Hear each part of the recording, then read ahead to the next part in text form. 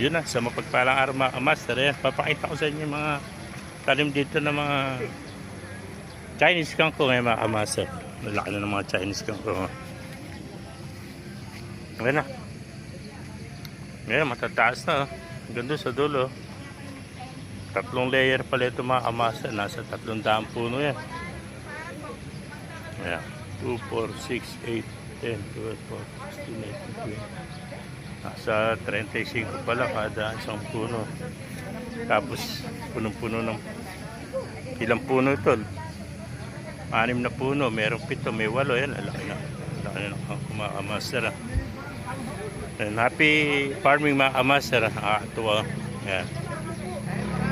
Ang ganda ng mga kangkong. Lalago na.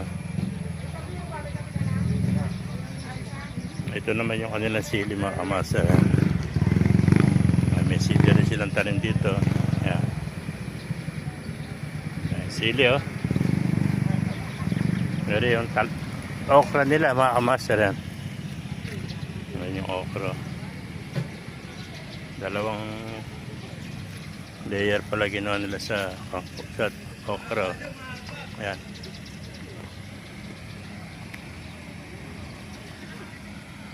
Master, may mga tubo pa rito ng palay. May mga bibi. Happy farming mga master. Mahalimim na.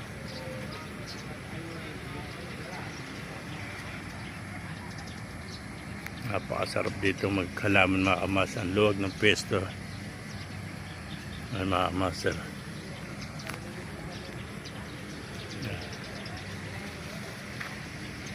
Papakita ko sa inyo, may mga tanim pa rito na papaya. Ayan mga kamaster, may papaya.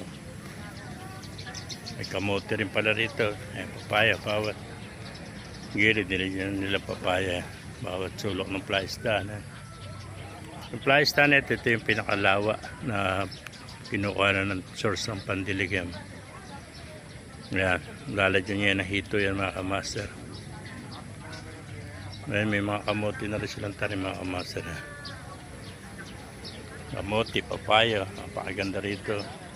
Ayan, may mga kamaster.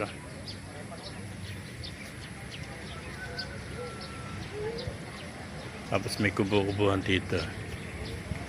Ayan. Ayan isang bibi, umalimim na, nasa sulok yan. Ayan mga kamaster ang bibi. 2 na yung bibi rito, pinaparami nila. Ayun, malimim na isang bibi.